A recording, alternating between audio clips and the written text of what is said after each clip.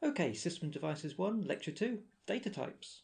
So before we can start designing our processor, we have to understand the types of data it will be processing. So for a particular problem, what information do I need to represent in my system? So how will these be represented? So what range of numbers will I use? What resolution do they need? Do I need to comply to any particular standards or formats or encodings? All of these affect the processing performance of our system. Now, normally the architectures we'll be designing are independent of the technologies used to implement them. However, there are some couplings between them. So in some technologies, it's easier to build some architectural units than it is for others. Or it may be easier to encode the data in a particular way to minimize communication delays or processing delays, for example. Now, all of these need to be taken into consideration when you're designing your system to ensure that you can maximize the processing performance. So an obvious place to start is to ask the question, how do we represent numbers? And obviously we're base 10 machines. Now in this module we will be working in different bases, so base 2, base 8, base 16 for example. Now the thing to remember is whatever base you're using, you just follow the same process as you would for base 10. So as we know, we have a positional number system, so we have a number of digits, so we start with the least significant digit, and as we need to represent more values, we add more digits. So each digit can represent a number of symbols, so in base 10 it can represent 10 symbols, so 0, 1, 2, 3, 4, 5, 6, 7, 8 and 9. And so obviously if we want to represent the value 10, we'd have to move to the next digit along. So we know with our value 427, that is broken down into our units, our tens and our 100s. But the thing to remember is that we're actually raising the base to a power. So each digit is a base raised to the power. So starting with the least significant digit, that's always raised to the power 0. So anything raised to the power 0 is just 1, or our unit. And our next digit along is our 10, so 10 raised to the power 1, and then we've got our 100s, 10 raised to the power 2. So whatever base you're working in, it'll be exactly the same process. You'll have a base raised to a power. Obviously what will change is the number of symbols that each digit can represent, but it's exactly the same process. So if you get stuck, think, what would I do in base 10? And follow that process. Okay, to start that ball rolling, let's move to a different base. So another one we're used to working in is base 60. Obviously, so 60 seconds to a minute, 60 minutes to an hour.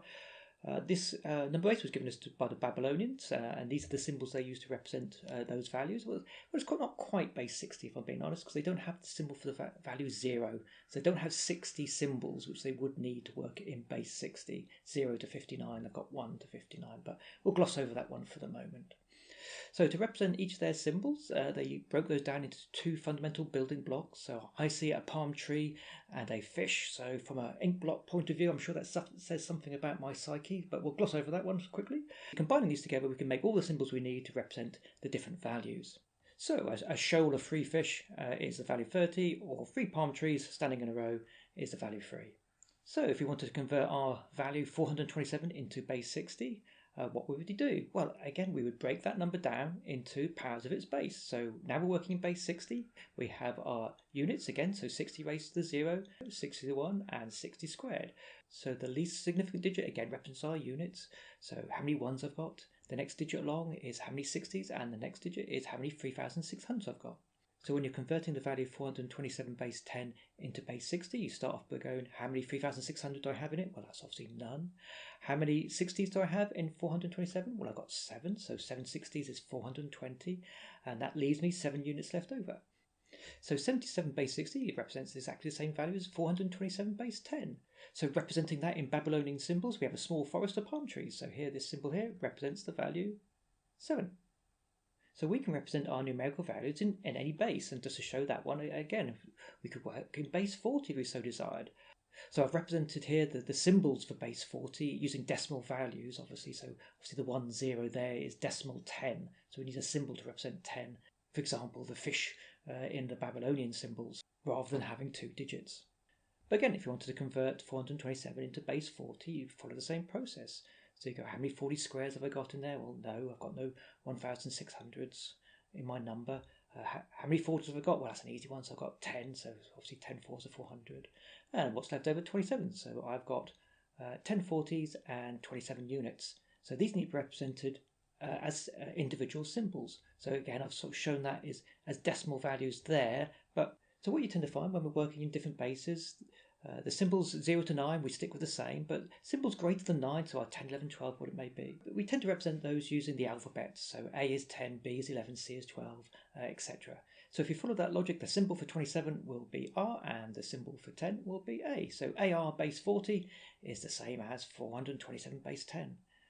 So this process here shows us going from a lower base to a higher base, so from base 10 to base 40, but equally we go in the other direction. We go from base 10 to a lower base, base 5. Now each digit can only represent 5 symbols.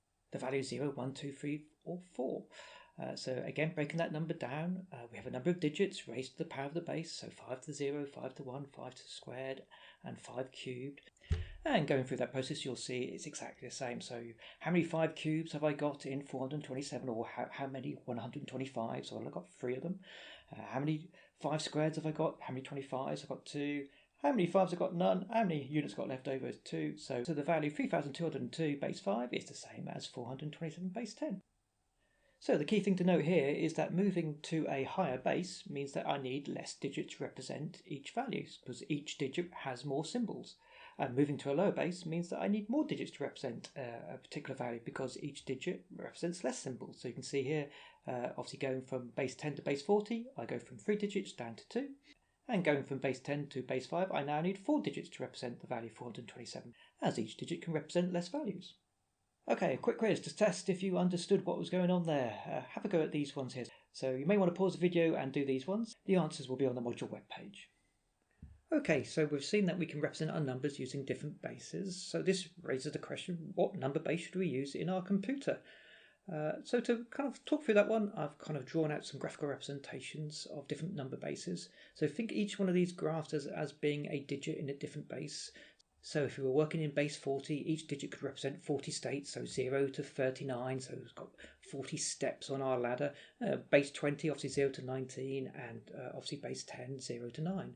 So if we were working in a higher base, we would need less digits to represent any particular number, but the digits would be more complex because they'd have to represent more states, so 40 states for base 40. The alternative is to work in a lower base, so we could work in base 10. So now it's less complex to implement any particular digit, as it only has to represent 10 symbols. But the downside is, obviously, we'll need more digits to represent any particular number.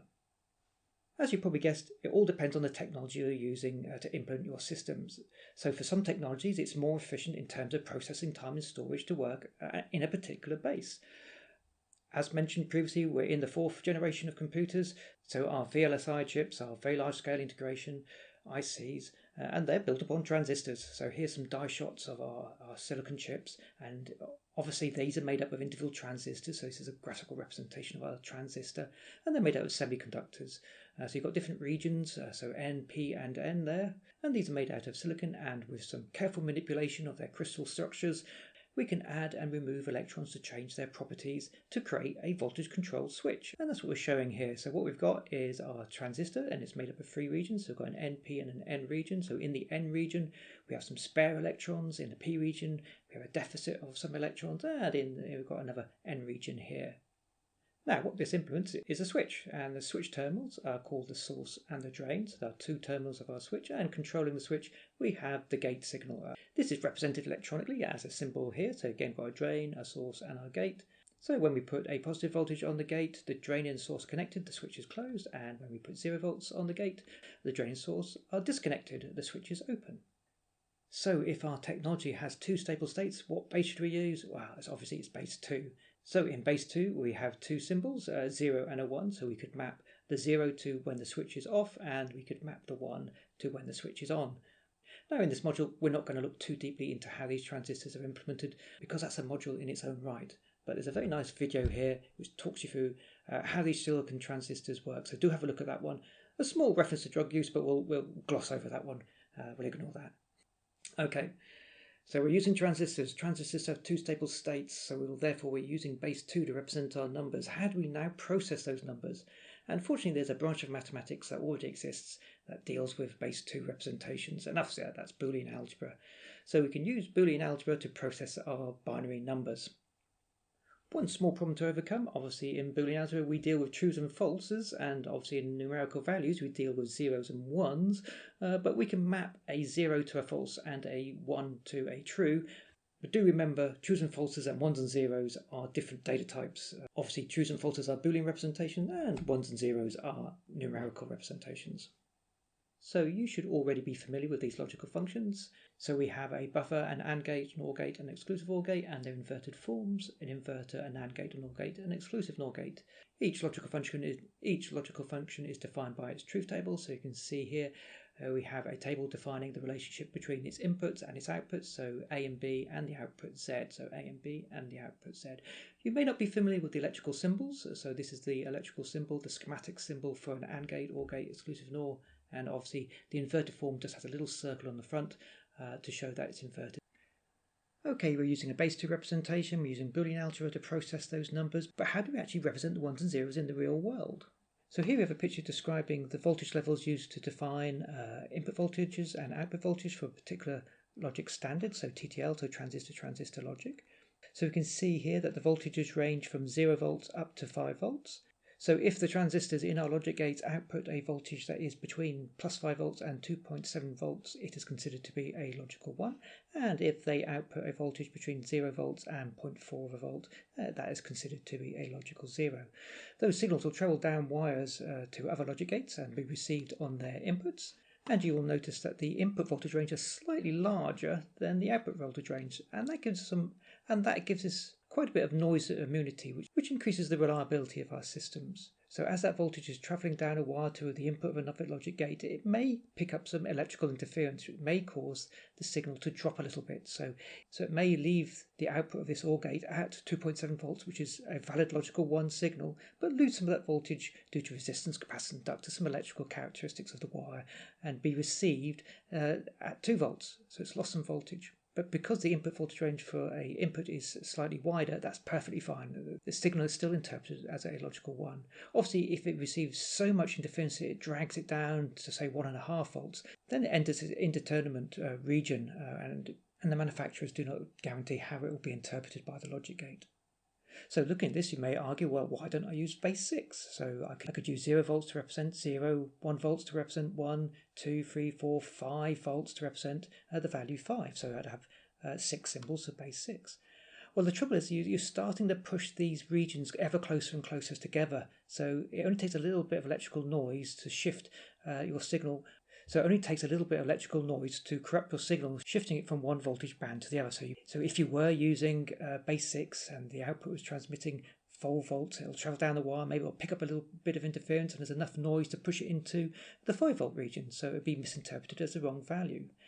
Working in base 2 allows us to define these voltage bands at the extremes of the two ranges. So we can set the logical 1 value at the top near the 5 volts and set the logic 0 value down near the bottom here. So there's a lot more noise immunity, so it makes our system a lot more reliable. And that's another advantage of base 2.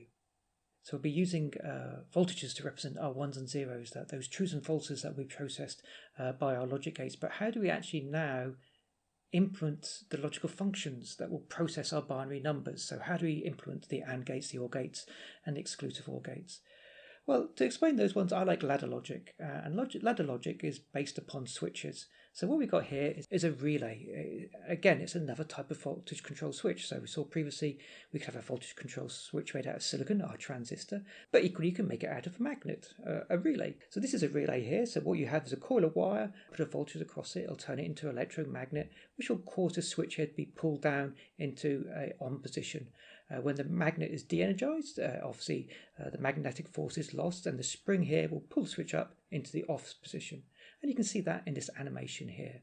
So we have a voltage source here, a battery is providing our voltage that represents a logical 1 or logical 0, and it's transmitting it to the bulb here. And we have a switch here that controls the flow of that voltage to our destination, our bulb. And this switch here is controlled by another switch we've got here, which is connecting this battery to the coil of wire around a magnetic former. So when the switch is closed, it creates an electromagnet which pulls the metal switch down, which closes the switch, and when the switch here is open, the magnetic field is lost and the spring pulls it back up into the open position. So you can see here we have a switch controlling a switch. Now, you could argue, well, why don't I use this switch to control the bulb? Why do I need a switch to control a switch? But having this ability, a voltage control switch, allows us to build these ladder circuits to implement our logic gates. So what we've got here is an AND gate. So by using 2 relays in series, so each one of these is a relay. So here we have the switching contact and here we have the control signal. So this here is that switch there, and the signal coming in is controlled on this line here.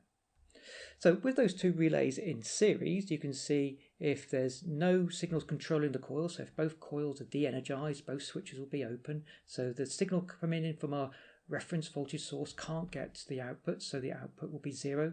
So that's what we've got here. So if I put a voltage on the B input, this signal here will energize that relay, closing its switch. But you can see the reference voltage can't get through because this first switch is open, so it's blocked. So again, the truth table entry here. If I put a voltage on this input now, this relay will be closed, but again, because this relay is open, the signal can't get all the way through to the output here. So only when I put a voltage on both inputs, I put a logical 1 on both inputs, both relays will be energized, both switches will be closed, and now that reference voltage can get through both switches to the output, give me a logical 1. So by putting two voltage control switches in series, I can create an AND gate. Now, following that thought process, if I put two voltage control switches in parallel, I will make an OR gate. So you can see now I have two relays. So here again, they're connected to my reference source, providing my voltage source represents a logical 1 or a true. So if I put a voltage on either of those relays to energize their coils, to close their contacts, then I'll have a path from the reference to the output, give me a 1. So if I put a logical 1 on the B input, energizing that relay, now that path is energized, so I've got 1 on the output. If I put a logical 1 on the A input, the top relay will be closed, again give me a path to the output, producing a logical 1. Or if I put a logical 1 on both inputs, both relays will be closed, doesn't matter, I have a path to the output, producing a logical 1. So that will implement my OR gate. Exclusive OR is a little bit more tricky, but we can do exactly the same. So previously, if we go back and have a look, we can see that the relay here had two contacts. So you can see that the voltage source is coming here, and it can go to the top terminal or to the bottom one. For the OR gate and the AND gate, I just didn't use that top terminal, but I can use it in the exclusive OR. So if you look at this one again, I've got two relays again, so one here and one here, but they've got changeover contacts. So again, with no voltage applied to either inputs, those coils aren't energized, so the switch is in their default position. So you can see that reference voltage, it can't get to the output because this switch is in the wrong position. But if I was to energize the B input, as you can see here, now this switch contact will move up into its on position. And now there is a path from the reference voltage to true through those two relays to the output to give me a logical 1. Same is true if I put a logical 1 on the A input. So again, that relay is energized, the magnet pulls down the switch to the other contact, and now there's a path from the reference voltage through the switches to the output. However, if I put a 1 and a 1 on these inputs, you can see both switches are changed. And if you compare the two here, you can see they're both switched over. And again, there's no path from the input to the output. So A and B have to be different values to produce a 1 on the output as defined by the XOR's truth table. As always, I have a web page about this. So if you go to my homepage and follow the link, you'll get to the Relay Computer page. So on here, I'll talk you through in a little bit more detail how these circuits work. So do have a look at this one if you're not sure. I actually built those in actual hardware, so you can realize your logical functions as relay logic, and that's what they did do in first generation machines. Well, I suppose technically these were pre-first generation because you classify first generation of valve-based machines, but effectively the same. They're electromechanical machines rather than fermionic tubes. So using these logic gates, we can build an electromechanical computer. And a good example of one of those is Zuse's machines, who was a German scientist during World War II who built the Z machines, so Z1, Z2 and Z3. Okay, if you continue down there, you'll see that we use these logic gates to build a circuit, and we can show those ones in operation. So each one of these circuits is just the relay circuit we saw previously. Here they've got an AND gate, so you recognise the symbol. There's two relays, so they're single pole, single throw relays. So when they're energized, the logical 1, I'm using 12 volts for relays because I need the higher voltage to energize those electric magnets. That 12 volts will go through one relay, through the next one, and it'll go to the output to produce a logical 1. The OR gate, again, single pole, single throw relays, just open and close switches. Again, but now these are in parallel rather than in series. And you can see the exclusive OR, the single pole double throw, slightly different relay because it has an extra pair of contacts as it changes over. So we can wire up this to see these in action.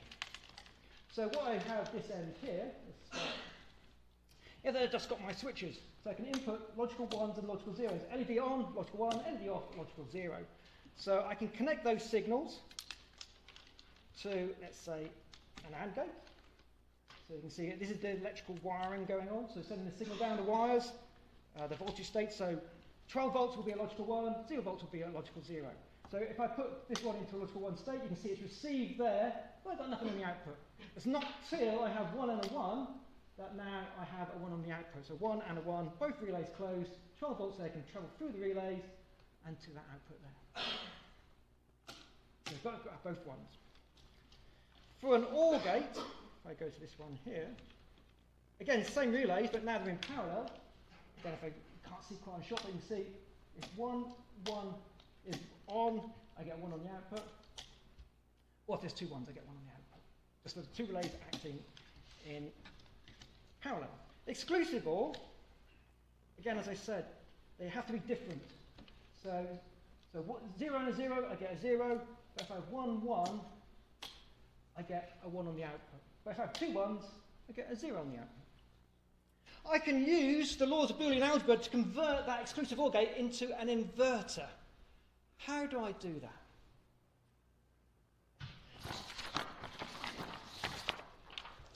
So here we have the truth table for exclusive OR gate. So an inverter obviously has one input, so I have to tie one of these inputs, A or B, to a fixed logical state. I tie one of them to a logical 50-50 here. It's going to be 0 or 1. So if I tie it to a 0, so let's take the A input and I tie it to 0, so look at the top end of the truth table. So you can see that's not doing inversion. So if I cover that, A is fixed 0, so B can only change. You can see it just passes through unaltered, it becomes a buffer. But if I tie it to a logical 1, so can I get that like that? Yeah, there we go. So A now is fixed to a logical 1. You can see when B is a 0, the output will be 1, and when B is a 1, the output will be a 0. So I can do that one with this one here. So here is my exclusive OR gate. So rather than using that as an input, that's fixed to 0. If I hardwire it to a logical 1, and for the relays I'm using plus 12 volts to represent logical 1, you can see that it goes to a 1. So a 0 in gives me a 1 on the output, and when I put a 1 on the input, I get 0 on the output. So I converted that exclusive OR gate into an inverter. And they are the 3 logic gates that you need to build any computer. Now, using our knowledge of relay ladder logic, we can go back and look at how logic gates are implemented in silicon. Now, this is the transistor circuit of an OR gate, and at first glance it may look a little bit daunting, but if you break it down into relay equivalent circuits, then it's quite easy to understand. The first thing you can spot is the symbols are slightly different to what we saw previously, but the key thing is to pick out these arrows. So there's 2 types of MOSFET transistors, so metal oxide semiconductor transistors. There's N-type and P-type. In the previous slide we were looking at an N-type transistor, and you can see that by looking at the arrow. So if the arrow is pointing into the transistor, it's an N-channel MOSFET. And just to kind of point that one out, put little N's and P's as well in that circuit so you can see. Now, as mentioned previously, if you put a voltage on the gate of that transistor, the switch between the drain and the source will close. So with no voltage on there, the switch is open. So you can consider this switch here to be its default state as being open. The switch is off. The alternative to that is a P-channel MOSFET. And again, you can tell the difference by there's a little arrow and that's pointing outwards now. And as I said, I put the P symbol as well. Now this is just the opposite to the N-channel. So whereas the N-channel defaults to an open state, the P-channel defaults to a closed state. So with no voltage on the gate, the switch is closed between the drain and the source. And when you do apply a voltage to the gate, the switch will open. So what we can do is we can replace the transistor symbols you can see in the circuit diagram with their relay equivalent models. And that's what I've done here. So it's exactly the same circuit. So this circuit here is exactly the same as that one there, just replaced with a switch model. So what you're seeing here is the circuit with no input voltage supplied, so we're in the 0, 0 state. Again, I've marked the relay equivalent switches with the P and the N symbols, so you can see that these are the N-type ones and these are the P-type transistor equivalents. So with no voltage supplies, the P-channel transistors are closed and the N-channel transistors are open. So with 0, 0 on the inputs, you can see our +5 reference can flow through these 2 P-channel transistors onto the inputs of this P-channel and this N-channel here. So the logical 1 will open the P-channel and it will close the N-channel. This N-channel then will connect this point here to 0 volts. So therefore this P-channel will be closed and this N-channel will be open. This gives us a path from our +5 reference through this P-channel to 1, gives a 1 on the output, implementing this line of the truth table. If I now apply a logical 1 to one of the inputs, so the B input here, you can see that one will drive a 1 onto this line, which will cause this P-channel transistor to open and this N-channel transistor to close. So now this point here is connected to 0 volts because effectively these two P-channel transistors form a kind of logical AND gate, if you want to think of it that way. So it blocks the positive 5 volts, so now it's connected to 0. So that 0 there closes that P-channel, opens that N-channel. So now we've got a path here for logical 1 to get to this point, which opens that P-channel and closes that N-channel. So now the output Z is connected through this N-channel transistor to 0, so I get a logical 0 on the output.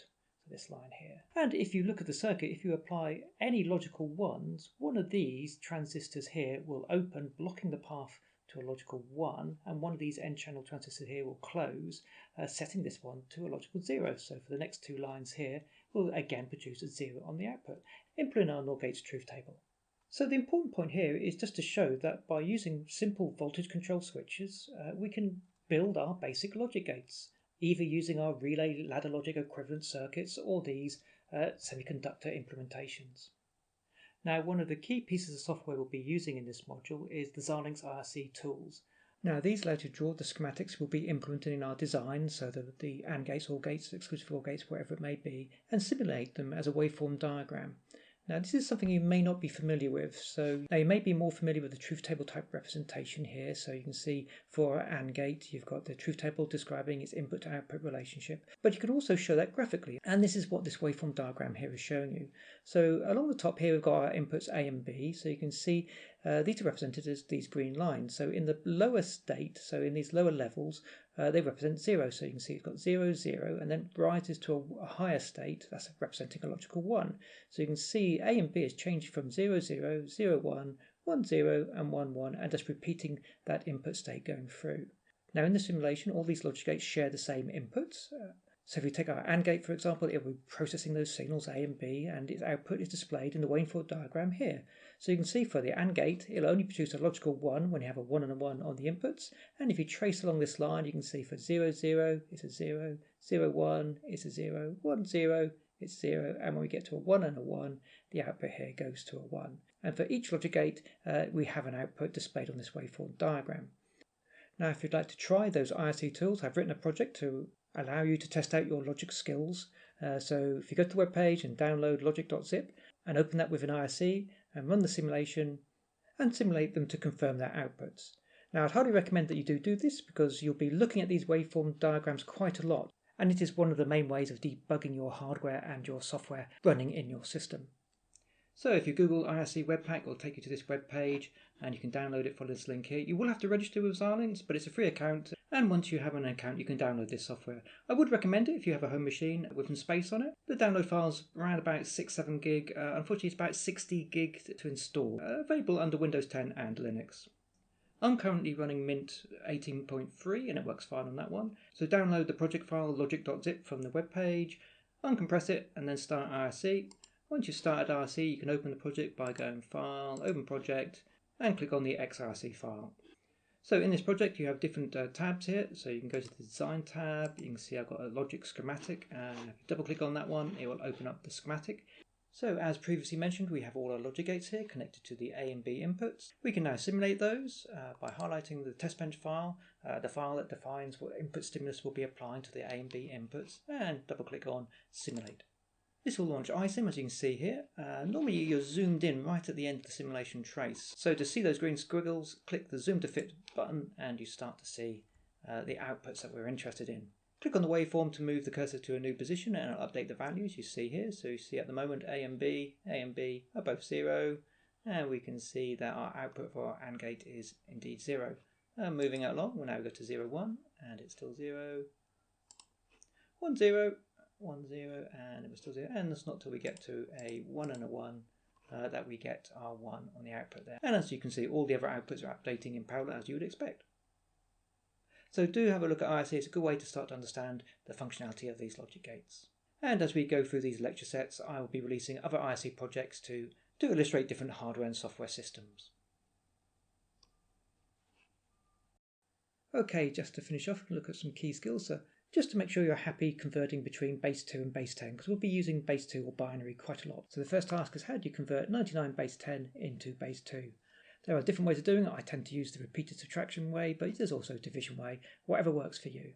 Okay, some terminology first. So our binary number is made up of bits or binary digits. So for an 8-bit number, we start at bit 0 and we finish at bit 7. Important, remember, when you're counting, count from 0, not from 1. So bit 1 is bit 2, if that makes sense. Okay, some more definitions. We call an 8-bit number a byte. If we have a 4-bit number, that's called a nibble. We start at the least significant bit position, bit 0. And for this 8-bit number, the most significant bit position is bit 7. Therefore, to convert 99 base 10 into base 2, we just follow the same process as we did previously. So we subtract the power of the base. So starting with the most significant bit position, we subtract the power of that base. So 2 to the 7, 128. So how many 128s are in 99? Well, there's none, so we write down a 0. Then we get to the next one, so 64. Is there a 64 in 99? Yes, we subtract that, so we write a 1. Remainder 35. Any 32s in 35? Yes, there's 1, so I write down a 1. Remainder 3. Are there any 16s? No. Are there any 8s? No. Any 4s? No. Any 2s? Yes, there's 1, 2, so I write down a 1. And we have a 1 left over, a remainder. So 99 base 10 converted into base 2 is 11000011. Going the other way, how do I convert the binary value 11001101 into base 10? Oh, well, it's just repeated addition. So we write out our number underneath the powers and just accumulate them. So I have 128, I have 164, I have no 32s, I have no 16s, I've got 1 8, I've got 1 4, no 2s, and 1 1. So if you add up all those 1 positions as we've done below here, you get to the value 205. So 11001101 is 205 base 10. Okay, to see if you're happy converting between binary and decimal and binary, a quick quiz. So you need to fill in the red boxes with the appropriate answers, and as always you'll find the solutions on the module webpage. 2 other bases we'll be using a lot are hexadecimal, base 16, and octal, base 8. Now the reason why we use these 2 bases is because it's very easy to convert between these bases and binary.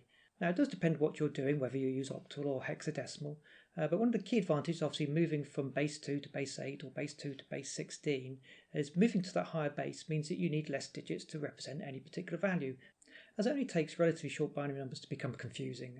So moving to hexadecimal or octal, depending on what you're doing, just allows you to compress that number down into less digits. Greatly improves the readability of your code. So the trick is to remember that if you're working in hexadecimal, each hexadecimal digit, so each digit in your base 16 number, converts to a 4-bit nibble. So if you look here, that's what this table here is showing you. So you can see here that if I have a hexadecimal value 7, it will convert into binary into 0111. Or if I have hexadecimal D, it will convert into 1101. And if you're working in octal, it converts to a 3-bit triple, as you can see in this table here. So why is that useful? Well, it just makes conversion between the different bases so easy. So for example, if you want to convert the binary string that we had previously into base 16, so 11001101, we split that into 4-bit nibbles. So you can see here we split off the lower 4-bit nibble and we split off the high 4-bit nibble, and each nibble becomes a hexadecimal character.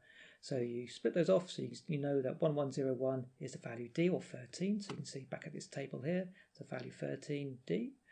And so that becomes your least significant hexadecimal digit, and your next hexadecimal digit is 1101, which is C. So CD base 16 is that binary number. And going the other way, it's just as easy. So if you've got a hexadecimal number, you know each hexadecimal digit expands into a 4-bit nibble. So again, you pull out each hexadecimal digit, expand it to a 4-bit nibble, and combine them together to make your final binary string. And exactly the same for octal. But rather than split them into 4-bit nibbles, you split them into 3-bit triples. So again, we take our binary string we want to convert into base 8, break it down from the least significant triple upwards into 3-bit chunks, and then convert those 3-bit values into their octal digits. So you can see here we've got 101, which is 5, 001, which is 1, and 011, which is 3. So combine those together makes 315 base 8 is the same as that value there, which is the same as CD base 16. Again, this one here is just showing you again, it's exactly the same as we were doing previously. So when we're working in base 8 or base 16, we just take the base and raise it to a power. So here we're working in base 16, so you've got 16 to the 0, 61, 62. So obviously you've got your 1s, your 16s, and your 256s. CD into a decimal value, you just add up those values. So you've got no 256s, you've got 12 16s, and you've got 13 units. So if you calculate those values, you will get back to the value 205, as we had previously. Okay, that's the end of lecture 2. Hopefully that was okay, but as always, if you've got any questions, do drop me an email. The key things we were looking at were number bases, so getting comfortable working in base 2, 8 and 16. Introduce some simple binary representations and terminologies, so hopefully you're happy with what a byte, a nibble, the most significant bit, least significant bits are. Always remembering to number your bits from bit 0. Do have a practice converting between different number bases, so make sure you're happy converting from decimal into base 2 and back again. And also you may want to go back and do a bit revision on Boolean Algebra, your basic logic gates, so your inverter, your NOT gate, AND gate, OR gate, exclusive OR gates, etc. as you'll be using those in the lab to build your processor. Okay, that's where I think we'll leave it for today, and we'll continue the journey in lecture 3.